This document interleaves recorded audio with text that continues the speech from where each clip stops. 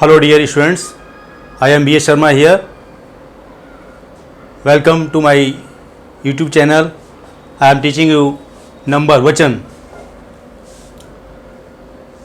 हमने second video ये बनाया हुआ है. फर्स्ट वीडियो में मैंने सिंगुलर नंबर प्लूरल नंबर के 11 रूल्स में पहले कवर किया हुआ है और सेकंड वीडियो में ये रूल्स आगे कंटिन्यू हो रहे हैं क्योंकि ये बहुत बेसिक चैप्टर है, बहुत इम्पॉर्टेंट चैप्टर है इंग्लिश लिखने बोलने समझने के लिए. और इन रूल्स के बगैर बहुत सारे लोग इंग्लिश जानने के बाद भी, लिखने के बाद भी, समझने के बाद भी बहुत सारी ऐसी गलतियां करते हैं. इसलिए हमने इनको डिटेल में बताया हुआ है और बहुत अच्छी तरह से इसलिए समझाया हुआ है कि सदैव के लिए ये कमियां दूर हो जाएं. So in that series we have rule number 12. Some nouns are singular but are used as plural. कुछ nouns singular होते हैं, ये जो आप देखेंगे, लेकिन plural के रूप में इनको प्रयोग किया जाता है. All these words proceedings, pantaloons, pants, tidings, thanks, alms, riches, asses, annals, earnings, funds, customs, etc. These words are singular but are used as plural. Riches do many things. धन से बहुत सारी चीज़ें हो जाती हैं, धनवान बहुत सारी चीज़ें कर लेते हैं. तो riches या धन से संबंधित है, प्लूरल के रूप में प्रयोग किया जा रहा है. वैसे सिंगुलर है इसलिए डू, प्लूरल हेल्पिंग वर्ब लगी हुई है. डू जो लगती है बहुवचन संज्ञाओं के साथ में लगती है, बहुवचन कर्ता जो होते हैं उनके साथ में लगती है डू, इसलिए यहाँ पर प्लूरल के रूप में प्रयोग किया गया है. ऑल हिज वैल्यूएबल्स वर स्टोलन अवे. उसकी सभी कीमती चीज़ें चुरा ली गई. तो जो वैल्यूएबल्स है, वैल्यूएबल्स शब्द अपने में सिंगुलर है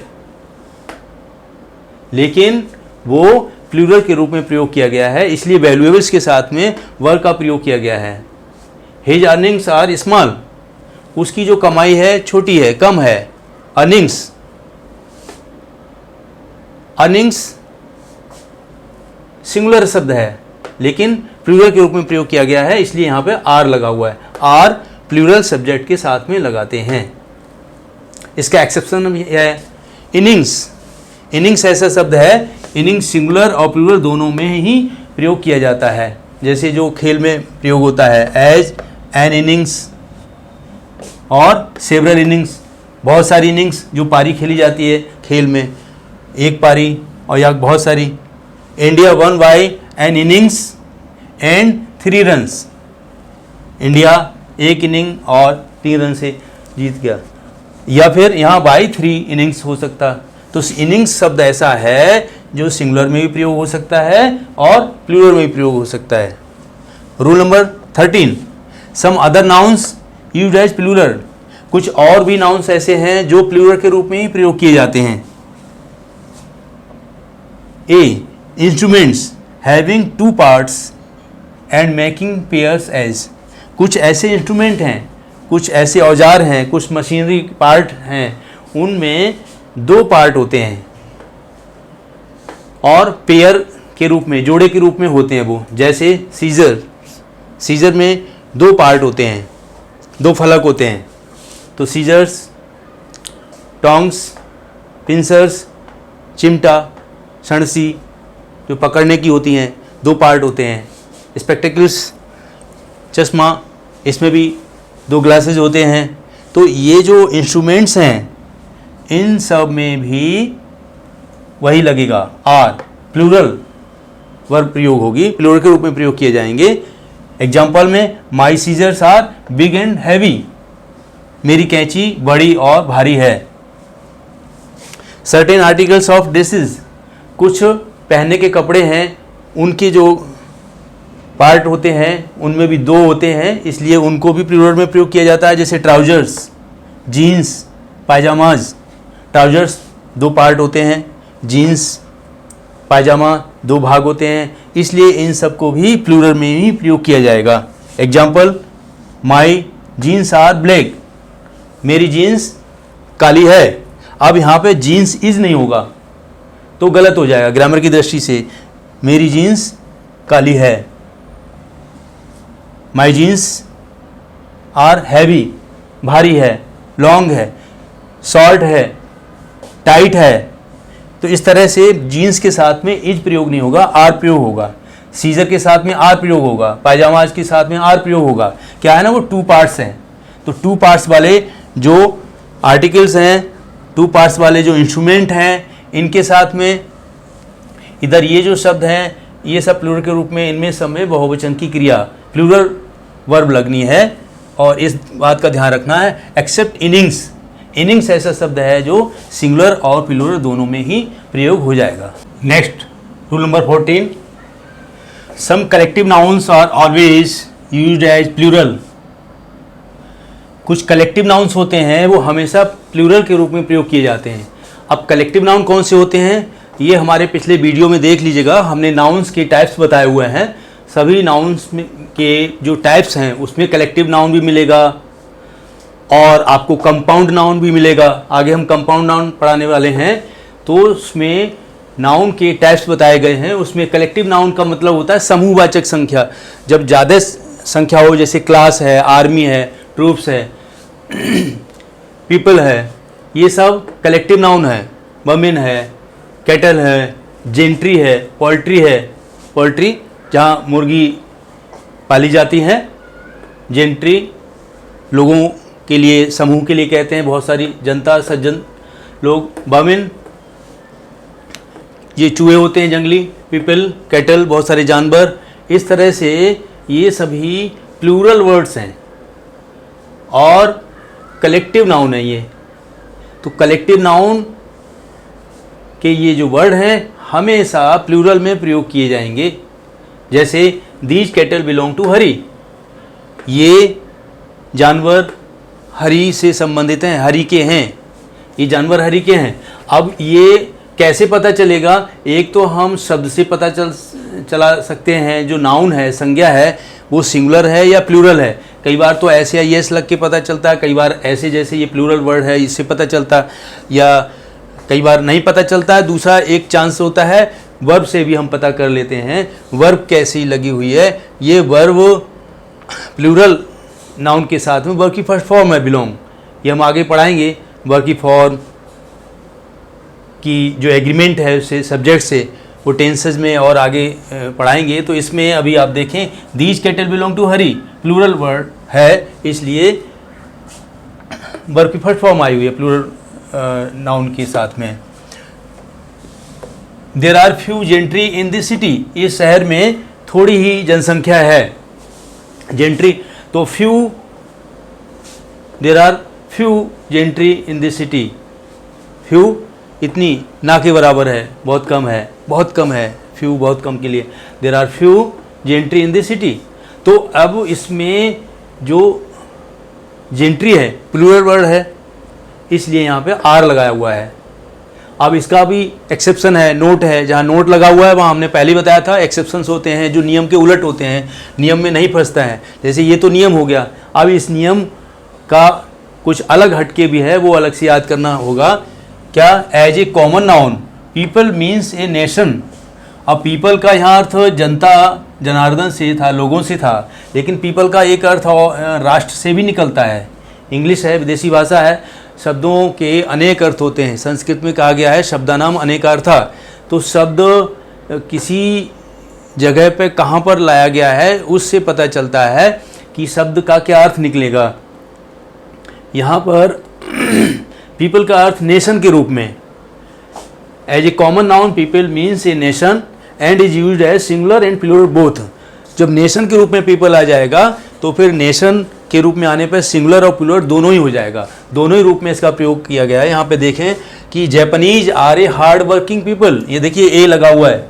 जापानीज लोग जो हैं, जापानीज देशवासी जो हैं, वो एक परिश्रमी लोग होते हैं। तो यहाँ पे परिश्रमी देश है, ये समझ लीजिएगा कि यहाँ पर एक देश के लिए इंडिकेट किया गया है, इसलिए ए का प्रयोग किया गया है, सिंगुलर के रूप में है ये यहाँ पर। अब यहाँ देखो दूसरे सेंटेंस में प्लूरल के रूप में प्रयोग किया गया है, there are many different peoples in Europe. यहाँ देखो पीपल्स आया हुआ है, पीपल्स बहुत रेयर केस में ही आता है, कहाँ जनरली तो पीपल प्लूरल में ही है बस बहुत। अब रेयर केस में क्या है, वहाँ कोई नेशन के रूप में अगर प्रयोग किया जा रहा है, जैसे there are many different peoples in Europe, Europe महाद्वीप में बहुत सारे देश हैं, यहाँ बहुत सारे लोग हैं ऐसा प्रयोग नहीं होगा, बहुत सारे देश हैं, एक महाद्वीप में कई देश होते हैं, तो इस तरह से यूरोप महाद्वीप में कई सारे देश हैं, यहाँ पीपल्स इसलिए आया हुआ है नेशन के रूप में। यहाँ पीपल एक राष्ट्र के लिए आया हुआ है, जापान एक राष्ट्र, और यहाँ यूरोप में बहुत सारे राष्ट्र बहुत सारे देश, इसलिए पीपल्स आ गया। पीपल और पीपल्स का प्रयोग सिंगुलर और प्लूरल दोनों में। Rule number 15, a compound noun generally has s with the principal word. अब कंपाउंड नाउन क्या होता है, कंपाउंड नाउन में भी हमने पढ़ाया हुआ है, टाइप्स ऑफ नाउन में नाउन के कई प्रकार बताए हैं, मुख्य 5 हैं, बाकी और 6, 7, 8 हैं, तो इस तरह से मोर देन 10 हो जा रहे हैं। कंपाउंड नाउन उसमें मिलेगा। कंपाउंड नाउन क्या है कि जब दो नाउन 2, 3, 4 शब्द मिलाकर के, कंपाउंड माने मिलाना, मिश्रण हो जाता है, तो वो कंपाउंड हो जाता है। जनरली जैसे यहाँ पर यह है कमांडर इन चीफ, 2-3 शब्द मिले हुए हैं, कमांडर एक शब्द है, फिर एक शब्द इन है, फिर चीफ शब्द है, तो इसको कंपाउंड नाउन कहेंगे। सन इन लॉ, स्टेप सन, ये 2 शब्द 3 शब्द जहाँ मिले हुए होते हैं वहाँ पर कंपाउंड हो जाता है, कंपाउंड नाउन, ये क्लियर हो गया। Generally has s with the principal word. अब प्रिंसिपल वर्ड क्या होता है, प्रिंसिपल के केवल स्कूल वाला प्रिंसिपल प्रधानाध्यापक ही नहीं, प्रिंसिपल मतलब प्रधान भी होता है, मुख्य मुखिया, प्रिंसिपल वर्ड मुख्य शब्द भी होता है, सेंटेंस में प्रिंसिपल वर्ड होता है, फिर ऐसी वर्ब में प्रिंसिपल वर्ब होती है। तो इस तरह से प्रिंसिपल का अर्थ यहाँ पर मुख्य शब्द, कंपाउंड नाउन में जो मुख्य शब्द होगा उसको ढूंढना होगा और उसमें एस लगा करके प्लूरल बनाते हैं। जैसे यहाँ पर सिंगुलर नंबर दिया हुआ है, यहाँ प्लूरल नंबर दिया हुआ है। सिंगुलर नंबर में कमांडर इन चीफ, जो कमांडर इन चीफ होता है आर्मी में, फोर्स में, तो उसका एक पद पोस्ट होता है, उसको अगर बनाएंगे तो कमांडर्स इन चीफ हो जाएगा। एस कहाँ लगाया, मेन वर्ड देखना पड़ेगा, प्रिंसिपल वर्ड देखा, इसमें कमांडर प्रिंसिपल वर्ड है तो इसमें ही हमने एस लगाया इस नियम के अनुसार। अब आगे है सन in law, sun in law, तो इसमें मेन शब्द देखेंगे। वैसे 3 शब्दों का मिलाकर के कंपाउंड नाउन बना हुआ है, लेकिन इसमें मेन शब्द क्या है, मेन शब्द है सन। अब सन में यहाँ पर सन्स इन लॉ लगाया हुआ है। इस तरह से आगे है step son, step son, step daughter, सौतेला बेटा बेटी, सौतेला कोई भी रिलेशन हो सकता है, तो उसमें सौतेला शब्द मुख्य नहीं है, मुख्य शब्द क्या है, सन। तो स्टेप सन्स, इसमें सन्स में एस लगाया हुआ है। जरूरी नहीं है कि इसकी तरह शुरू में लगाएं, जैसे कमांडर्स में लगा या सन्स में लगा, ये जरूरी नहीं है। यहाँ देखिए स्टेप सन्स, स्टेप डॉटर्स हो जाएगा। इस तरह से मेन शब्द देखना है, प्रिंसिपल वर्ड देखना है, इसमें कौन सा है और उसमें एस लगा करके प्लूरल बनाएंगे। ये रूल नंबर 15 यहाँ पर कवर हो जाता है। Note, but spoonfuls and handfuls are used as one word, not a compound noun.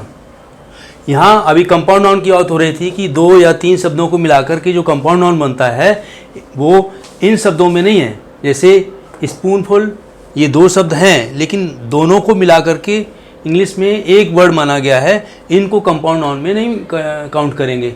ऐसे ही हैंडफुल, एक मुट्ठी भर, तो 2 शब्दों को मिलाकर के एक ही वर्ड मान लिया है, इनको कंपाउंड नाउन में काउंट नहीं करेंगे। ये वन वर्ड के रूप में, एक शब्द के रूप में ही माने जाते हैं, ना कि कंपाउंड नाउन में।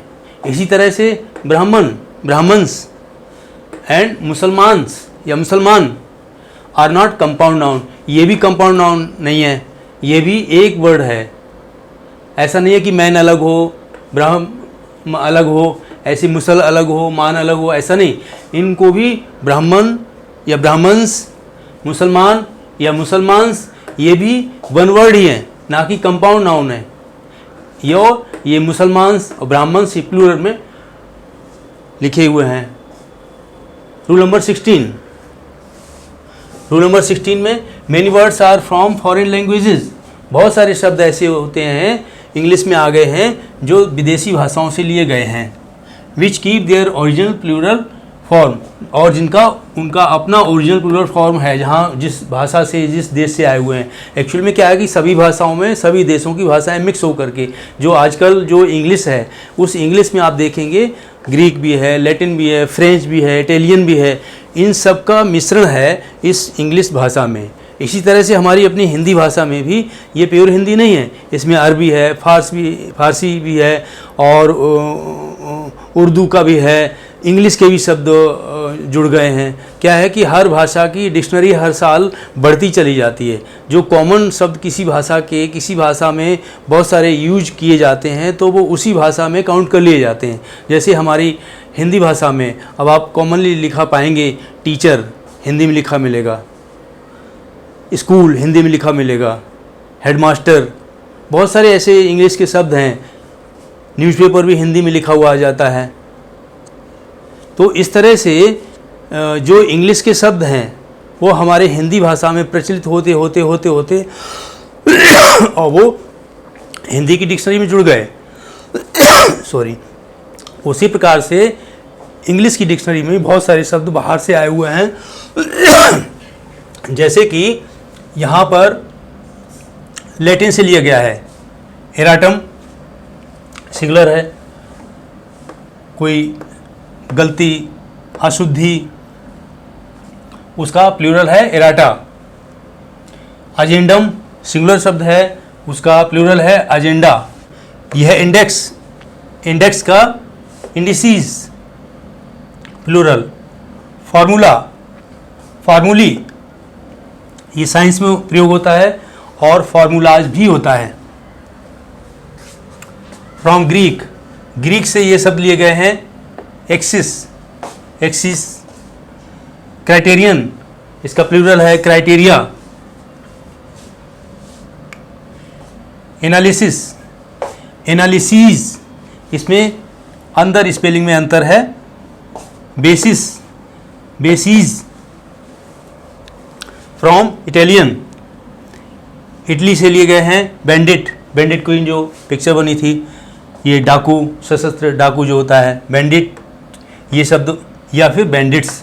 इस तरह से ये विदेशी भाषाओं से जो शब्द लिए गए हैं या जो ग्रामर आया हुआ है तो उसको जैसा का तैसा एक्सेप्ट किया गया है। इसमें इफ़ बट नहीं कर सकते। अब इंग्लिश में ही है ब्यूटी बट होता है, ब्यूटी पुट होता है, इसमें हम क्वेश्चन नहीं कर सकते। कुछ रूल्स जो फिक्स हैं ग्रामर के, जो शब्द फिक्स हैं कहीं के, वो लिए गए हैं। बाकी कुछ रूल्स में बांधे हुए हैं और कुछ एक्सेप्शंस हैं, नोट में दिया गया है। So, dear students, today I have completed second part of number, and the third part I will prepare and I will give you in the third video. Good luck. Bye.